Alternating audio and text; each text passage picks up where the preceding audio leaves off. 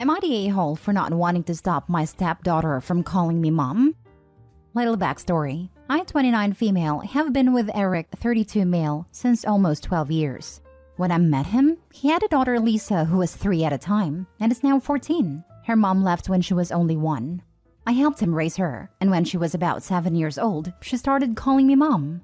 We had a conversation about it with Eric, and we agreed to explain to her that I was not her real mom, but that didn't have to stop her from calling me mom. She understood and kept calling me mom. A little less than a year ago, Lisa's mom, Mary, reached out to Eric and asked to be back in her life. He accepted under some conditions. She would start by visiting on weekends only, to not rush Lisa, and it had to be at our house. It always went well, so we then allowed her to take her to hers on the weekends. All 3 of us eventually told her that Mary was her real mom. She took it well and was happy. Recently, after dropping Lisa off, Mary texted me and told me that since Lisa knew who her real mom was, I should make her stop calling me mom because it was confusing her. And because of that, she was calling her real mom by her name. I said I had no control over what Lisa called her, that her comeback was still recent, and she should give her time before expecting anything from her. She said that I was selfish and deliberately preventing her daughter and her from forming a real mom-daughter bond. I only replied that Lisa would start treating her like her mom when she'd feel ready to, and that once again I wouldn't push her to do anything. I talked about it with Eric, and he told me that he understood both sides, as it probably wasn't easy for Mary either, especially seeing her daughter call another woman mom. I also confided in my mom, and she kinda said the same thing, and that it was costing me nothing to take a little step back and give them a chance to form a real mother-daughter bond. And now I'm torn, because I don't want to make Lisa stop calling me mom, but maybe it is selfish and it could help Mary get closer to Lisa. Am I the a-hole for not wanting to make her stop calling me mom? Now for the top comments before the mini update. Not the a-hole. This is not a decision for anyone to make except for Lisa.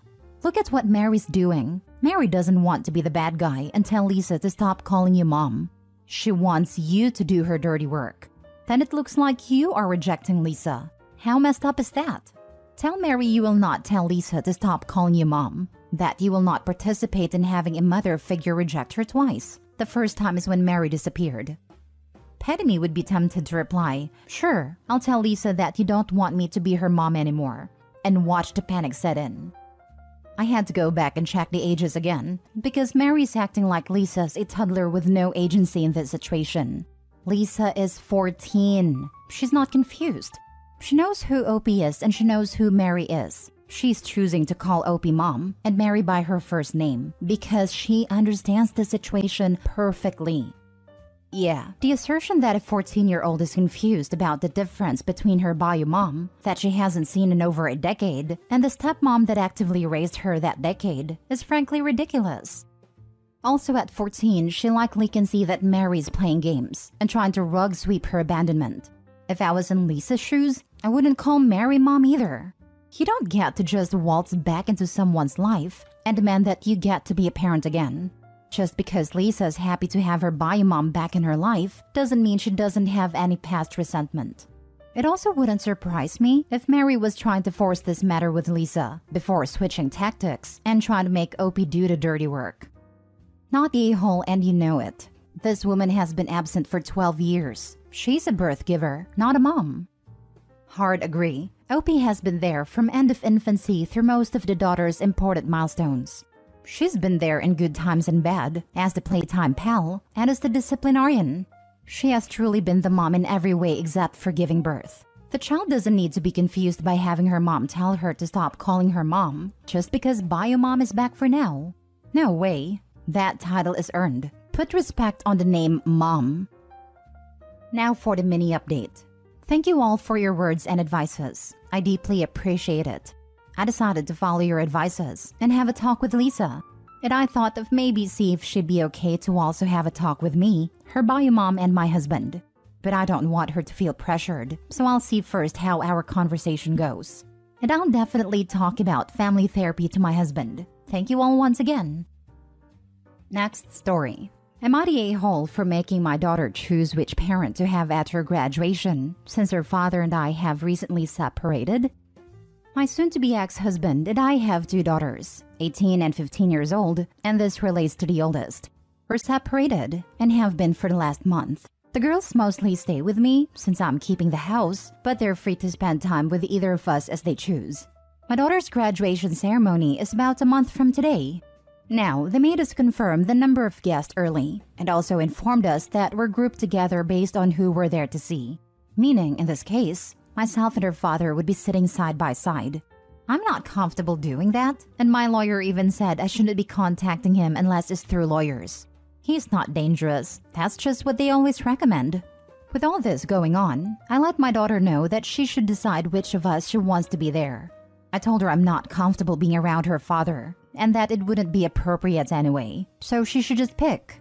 She got very angry at me, saying I'm involving her in my relationship issues. I tried to reassure her, but she insisted that I should just suck it up for a couple hours. When I didn't back down, she called her father in front of me and told him he wasn't invited, and asked if I was happy. Before I could respond, she told me I was also uninvited, and she's just going to have her sister come and just her.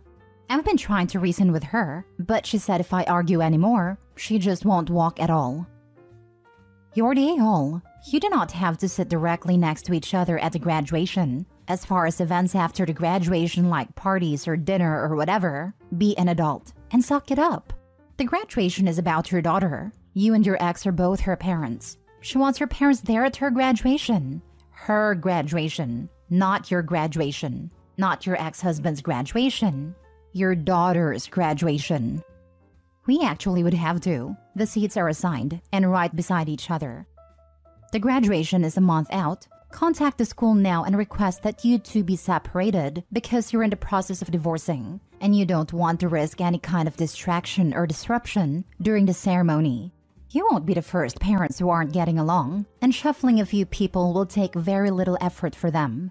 If either of you is flying solo, you may actually be useful for filling a one-seat gap so that a larger group doesn't have a single person in a different row. I did ask the school. They refused. You're the a-hole. I am going to call BS based on my experience working in family law. Does your lawyer know about this exact situation? Or are you applying blanket advice to this very important event for your child? Unless one of you has been seeking an order of protection or something, there is no reason why you would be advised not to be a big kid for a day in the best interest of the child. Which, I remind you, is the literal legal standard in family court regarding any parenting issues. After a large part of 3 decades as a family law legal assistant, I will bet you my shoes that Opie did not bounce this off their attorney. Because any attorney that told Opie to tell daughter to choose and then have the kid tell other parent they can't come would be violating about 12 different standards of practice, at least here in my state. Any one of my lawyers would have a serious come-to-Jesus talk with his client about Children's Bill of Rights for pulling some nonsense like this. They specifically told me to not attend any event or location where he is as well. They included events for our children in that. If that is the case, then you need to call the school and explain the situation that you need to sit separately. Are you friends with any of her friends' parents? Can you sit with any of them? There are solutions that don't hurt your child.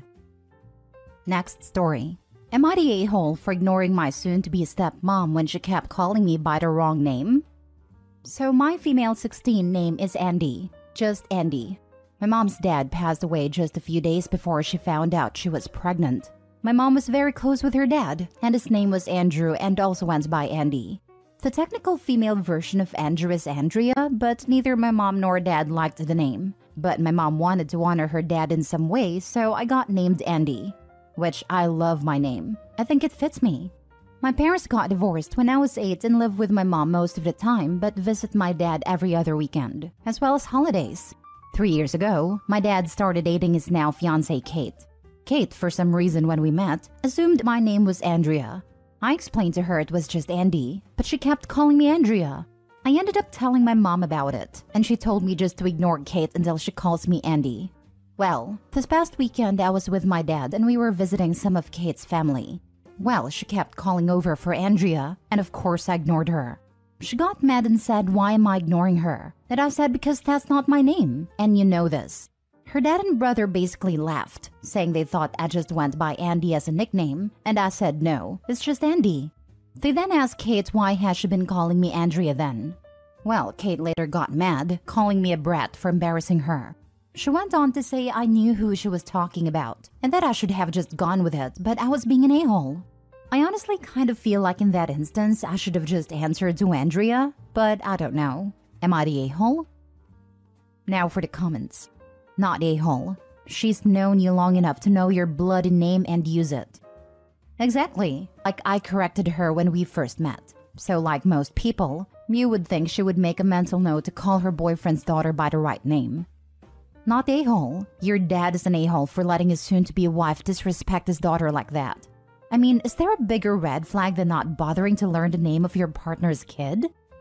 Honestly, I don't like that my dad is still with her and going to marry her. But luckily, I spend the majority of the time with my mom, so I don't have to deal with her often. Opie, if you can stop seeing her and your dad, I would go down that route. She's awful, and your dad is enabling it. Not a-hole. Not a-hole. Also, why is your dad not correcting her? This, dad should have. I will not suggest you never ever speak to them again. Maybe have a sense of humor about it. Now she knows. See where it goes from there. You are young. Don't be a doormat, but don't push your dad away because of this. Next time you see her, tell her name is Beatrice today. Not a-hole. Start calling her Caitlin, Catalina, Katedid, Katie, Kitty, Cat, or anything other than her real full name. In this example, presuming that Catherine/Catherine is her full version of Kate. Remix is needed. It's funny that Kate goes by nickname, but insists on making up a longer version of Opie's real name. I have a cousin whose legal name is a nickname, and kind of a stripper name, and she always wished she had something more formal to use for business. However, we would never disrespect her by making something up without her permission. Last story. Would I be the a-hole if I stopped paying for my niece and nephew's private school fees? I am in the incredibly fortunate position to be in a substantially better financial position than my brother and sister-in-law. They have 3 school-aged children, including one who is on the autism spectrum and attends a special needs school. All 3 children are enrolled in private schools, but also happen to live in areas with at least decent public options. Although I'm unclear about options for my autistic niece. My brother and sister-in-law own a small number of hotels, and were doing quite well financially, until COVID hit, with no real recovery in sight as small business owners. They're currently looking to sell the business. It is also worth noting that they are property rich, with multiple houses, just cash poor. In mid-2020, they reached out and asked if I could pay the private school fees for their kids. I have been very happy to do this, and over the past 3 years, this has amounted to gifting them $100,000 to date. My brother claims it's a loan, but in my head it's truly a gift.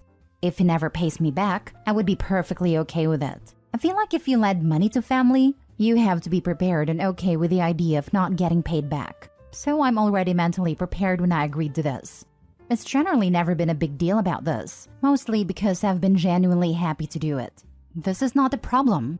The problem is that they keep asking for money. My brother recently called me up, asking for me to pay for the next school year for them as well. I can afford it, but it is reaching a pretty material amount to me. I'm not made of money either. I also worry about the moral hazard that this creates, where they assume I will just subsidize their lifestyle indefinitely. I think they are relying on me to defer making some hard choices in their lives and personal finances. For example, selling one of their extra houses, or maybe considering public school choices if they truly cannot afford private school. I also admit being a little annoyed that they went on a 3-week family holiday in Florida last year while still asking me to fund school. On the other hand, this really speaks to the life outcomes of my niece and nephews. I love them dearly and want the best for them. While I might choose to continue the arrangement, and I realize that would be just my choice, what are my moral obligations here? Would I be the a-hole if I gave them a clear timeline, like 1 more school year to be funded by me, so that they have enough time to plan ahead and make some thoughtful decisions about their personal finances and priorities? It also feels like just yanking the rug out from under them would be the wrong decision. Or would I be screwing up my niece and nephew's lives by playing the moral high ground with my brother and sister-in-law? Not a-hole. You are not yanking the rug out from under them if you have a conversation with them about it. You mentioned giving them a timeline. That is perfectly reasonable. It seems like they are taking advantage of you. especially given the 3-week vacation. While it may be uncomfortable for them to take a loss by having to sell some of their property, that is life, especially when it comes to finances. Not every investment is going to be a winner. At the end of the day, they are responsible for raising their children. You have already gone far above and beyond what can be reasonably expected of you. Agree. Brother is asking for OP to pay for next year, so OP should be able to say, "Sorry, I won't next year, and I won't continue." Brother shouldn't be counting OP's money as built-in contribution every year for his own children's education. Brother can ask, OP can say no. Yes, I think we can have an honest and non-hurtful conversation about it. My brother is a good guy. I just need to establish some boundaries for him and his family. They are property rich with multiple houses, just cash poor. They went on a 3-week family holiday in Florida last year while still asking me to fund school.